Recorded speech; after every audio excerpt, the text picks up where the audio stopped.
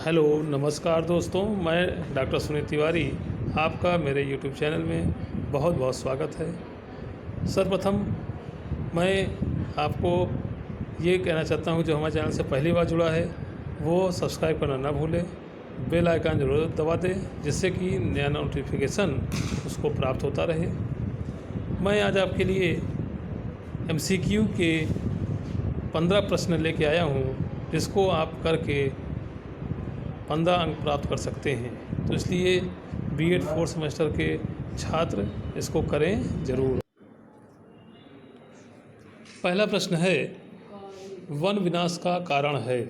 तो वन विनाश का कारण जो है वो आपका जनसंख्या वृद्धि, कृषि क्षेत्र में वृद्धि, ईंधन की आपूर्ति या उपरोक्त सभी।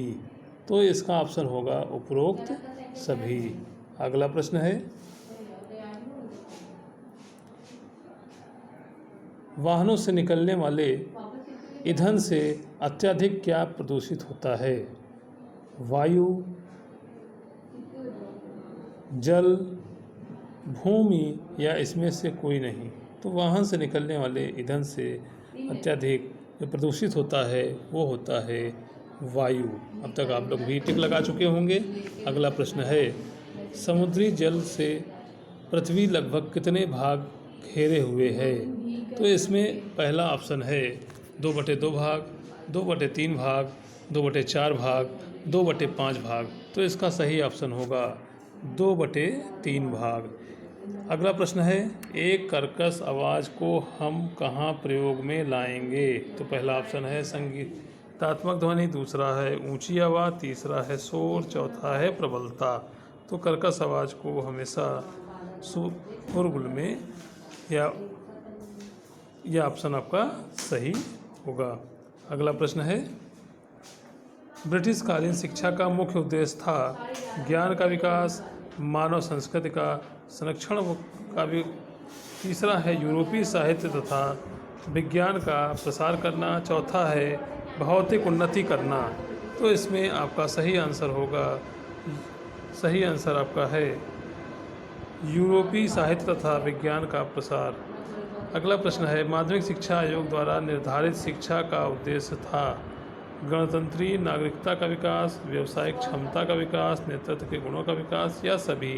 तो माध्यमिक शिक्षा में आपका है सभी आंसर, इसका बिल्कुल सही आंसर होगा। राष्ट्रीय शिक्षा नीति 1986 तथा 1992 द्वारा प्रस्तावित शिक्षा के उद्देश्य किस दस्तावेज में प्रस्तुत किए गए हैं? पहला है शिक्षा के परिप्रेक्ष्य, दूसरा है शिक्षा की चुनौती, तीसरा है शिक्षा के आधार, चौथा है इसमें से कोई नहीं। तो इसका आंसर जो होगा वो शिक्षा की चुनौती ही आंसर, इसका बिल्कुल सही आंसर होगा। आगे बढ़ते हैं, भारत सरकार ने केंद्रीय शिक्षा सलाहकार बोर्ड के सुझाव पर माध्यमिक शिक्षा आयोग की स्थापना कब की थी? 25 अक्टूबर 1952, 25 सितंबर 1951, 25 सितंबर 1952, 23 जून 1953। तो इसमें जो किया था वो आपका था 25 सितंबर 1952 को किया था। अगला प्रश्न है,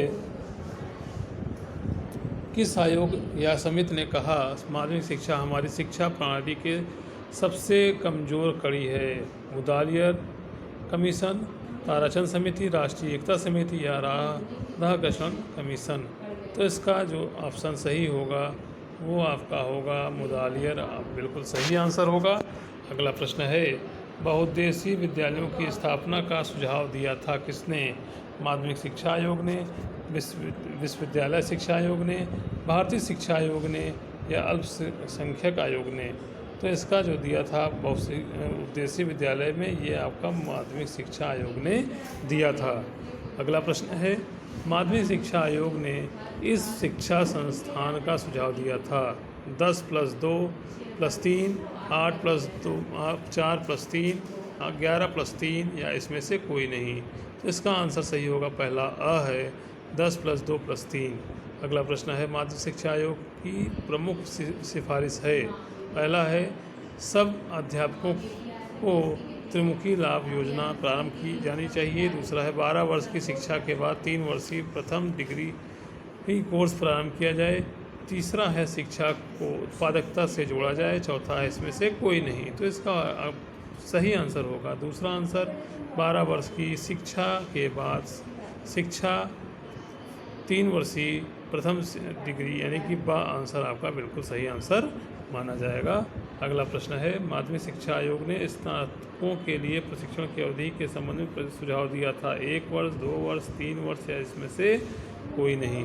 तो इसका आंसर होगा स है बिल्कुल सही आंसर, 3 वर्ष का रखा गया है। अगला प्रश्न है,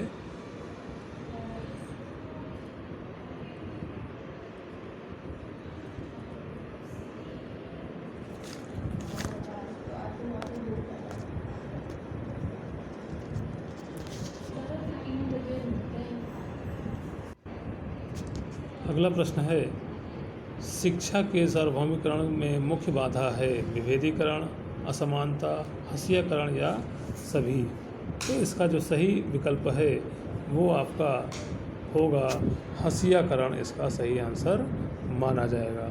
अगला प्रश्न है, किस राष्ट्रीय शिक्षा नीति में शिक्षा के सार्वभौमिकरण पर विशेष जोर दिया गया था? तो राष्ट्रीय शिक्षा नीति 1968, राष्ट्रीय शिक्षा नीति 1979, राष्ट्रीय शिक्षा नीति 1986 या राष्ट्रीय शिक्षा नीति 1992। तो इसका सही आंसर जो होगा वो आपका है राष्ट्रीय शिक्षा नीति 1986। अगला प्रश्न है, आर्थिक विकास की प्रक्रिया के 3 शब्द कौन से हैं? प्रक्रिया,